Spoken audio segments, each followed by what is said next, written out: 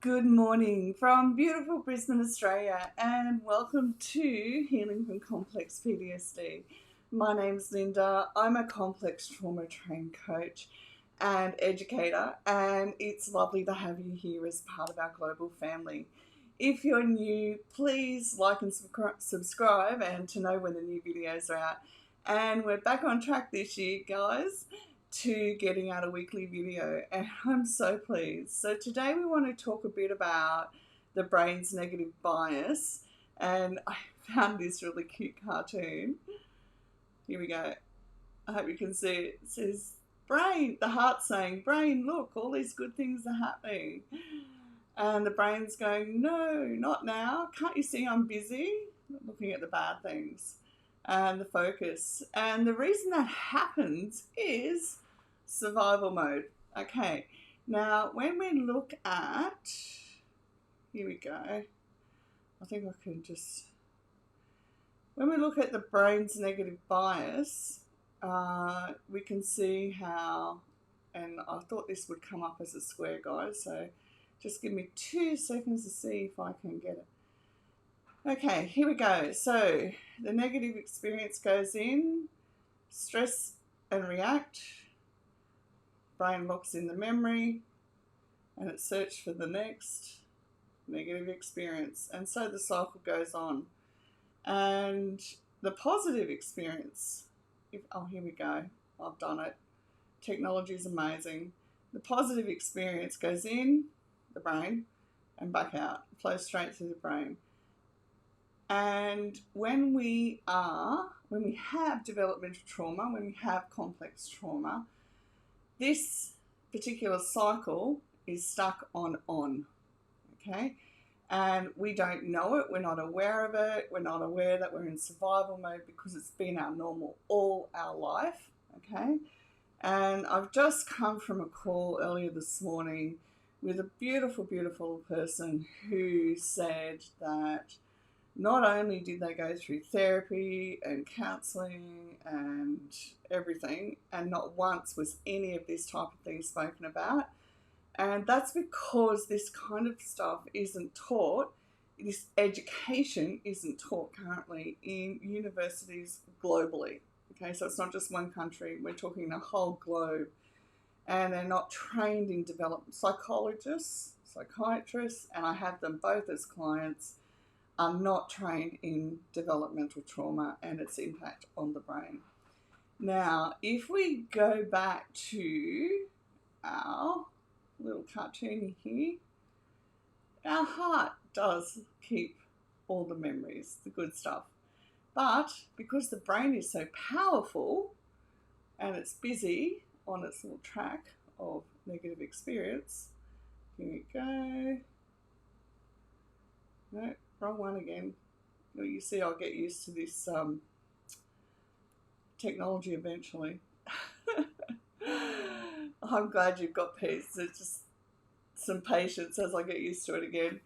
As you can see, this is all going on. It's going on actually at an unconscious level, not a subconscious level. It's unconscious because that's just how we've lived all our life.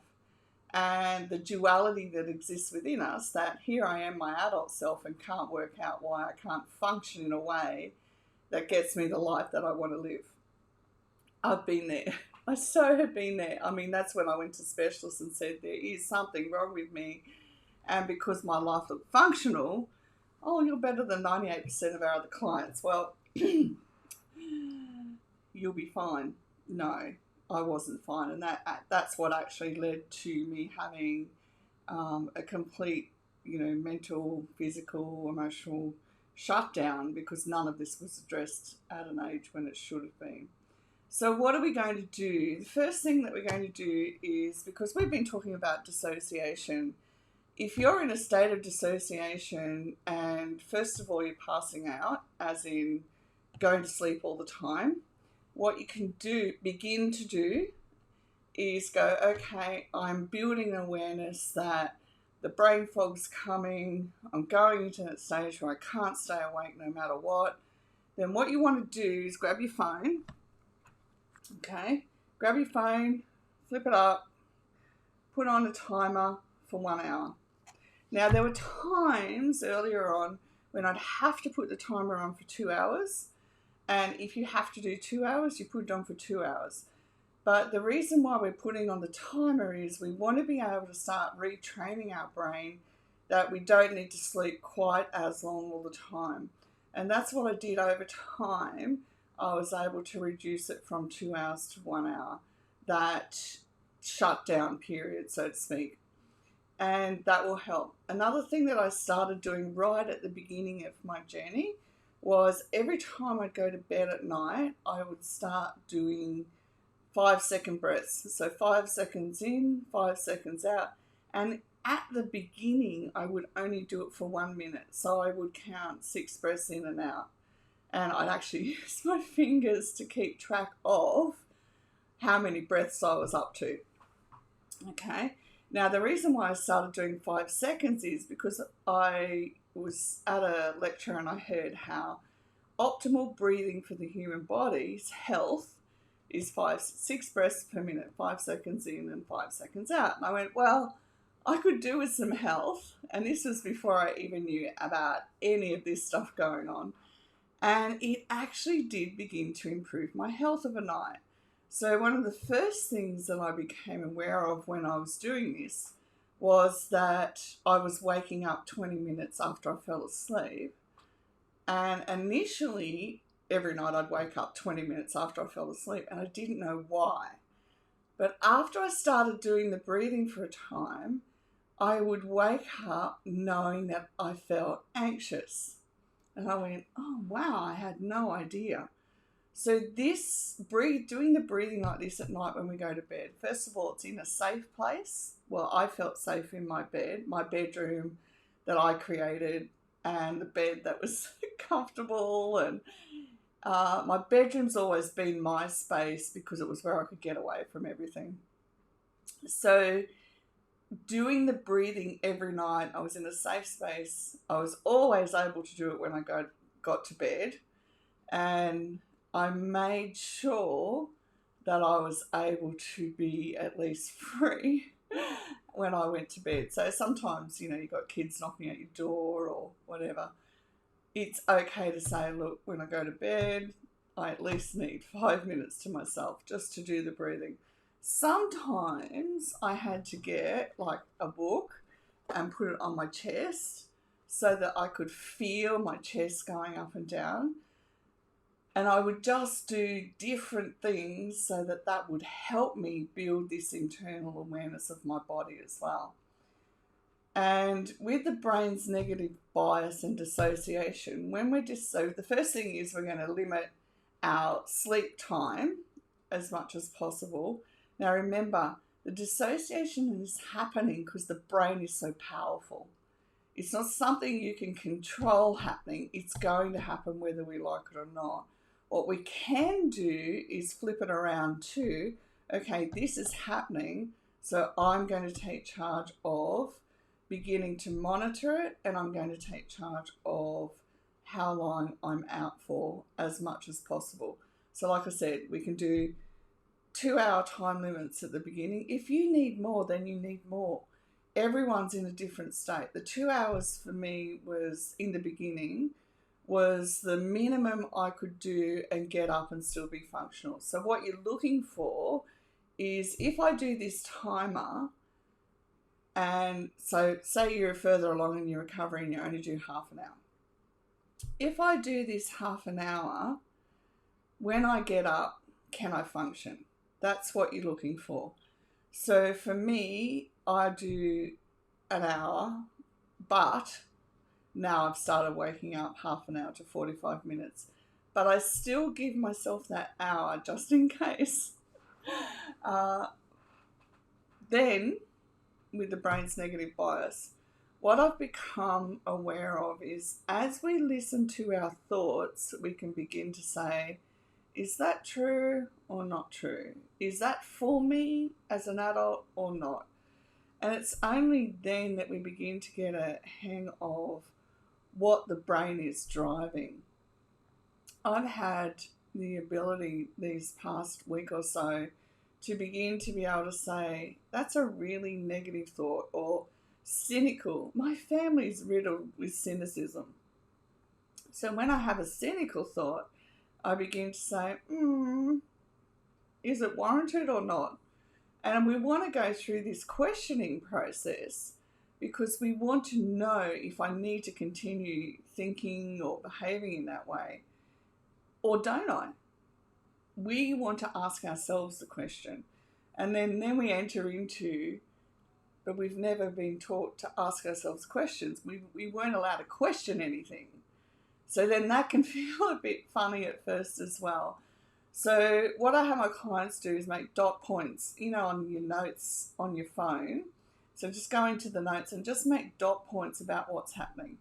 Why would you do that? We make dot points because it can be incredibly hard when dissociated to string things together. But what we want to do is make the dot points of either what the thoughts or emotions are at the moment. Because each time we do this, we're building a memory catalogue of what's happening. And eventually we do this 2, 3, 4 times and we begin to notice what the brain is actually driving internally for us. That's power, okay? That's when we can begin to change things up for us as an individual. What suits us, what suits me, what suits the choices I want to make in my life, and so much more. But first of all, get used to being able to ask yourself questions and see where it's impacting. Now, common social media threads are that change your thought and change your life. You can't do that. It's not possible with complex trauma, especially in the early days. It's not about changing your thoughts. We need full cognitive function to be able to change a thought, okay? What we do at the moment is begin to learn about our emotions and what the drivers have been from the trauma. So we're not going into the trauma, we're learning what the drivers are as we begin to chart our notes, our dot point notes on what our thoughts and emotions are when all of this is happening for us, okay? It's very much a layer upon layer upon layer. But the good news is when we do it this way, we're teaching our whole system to become functional in this moment. We're saying, okay, yeah, this is what's happening now. This is what I need to know now. And then we begin to build into our life new structures and strategies and ways of being so that we can begin to break free of what the brain is driving. Now, with the dissociation as well, what I'm about to share with you, you're not allowed to compare because I've been on this journey a very long time. But I want to share with you to give you inspiration that this is possible. And also my journey won't be the same as yours. Similar but not the same. I reached a point with my health with the dissociation where it derailed all my willingness, my ability to exercise. And it took me a long time to understand that the dissociation was disrupting my willpower. A long time to understand that. That if I was dissociated, I had no instant willpower to get up and go and move my body in a way that I wanted to. It just took me forever to work that out, okay? And it's actually driven by the brain as well, by the way, but we're not having neuroscience information. I want it to be practical for you. So once I realised that the brain kept driving the dissociation, which kept driving the lack of will to exercise, and I went a week and a half without exercise, and all inside my body, it was just getting tighter and tighter and tighter, like down at the sensory level. It was really tight. And I went, well, I'm going to need to move my body every single day or I'm going to be unwell and I'm going to be in pain. And it was just like, I have to do this. I've tried it every other way. I've tried 5 days a week, 3 or 4 days a week. I've tried odd days. I've tried lots of different things. But then I realised that if I didn't move my body every day, the brain was going to continue to be in a state of dissociation. So, for the last 13 days, it's day 14, but I usually exercise around lunchtime because it's hot here, it's summer. And I have the luxury of having a pool for the first time in my life. And I have moved my body 13 days in a row. And it's taken a lot for my brain to get used to doing this. However, it's been easier every day to go, I know I need to do this. So when I had done 13 days in a row yesterday, I just went, I know that I know that I know that no matter what, I am going to make it through and be well. And that's what counts. That's what we want to know within ourselves, that everything that we are doing and everything that's brought us to this point, we know beyond a shadow of a doubt that even though it takes time, that we're going to have wellness in our life. Now, my wellness may not look like a peak athlete by any stretch of the imagination. I'm all good with that. What I want is the ability to function without having pain running through my body and without being in a state of dissociation. The one thing I do need to recognise each day, though, is just because I'm feeling well doesn't mean I don't need rest. And I was driving down the road to the shops the other day and, I'm happy, I'm feeling good. And I'm like, something's not quite right internally. What's going on? And I went, oh my goodness, I'm tired. And I went, how true of that is with complex trauma is that we are so used to having to power on through life. So in our childhood, our upbringing, we're so used to having to be forward focused, get through this, that to recognise in this moment that I'm tired and I do need to address it and have even half an hour just rest, because our brain needs it. Above and beyond everything else, our brain needs rest to recover. Okay? So this is the catch-22 with dissociation. It's like, sometimes it's like, is it my brain that needs rest and I need rest because I've been doing work? Or am I dissociated and I need rest?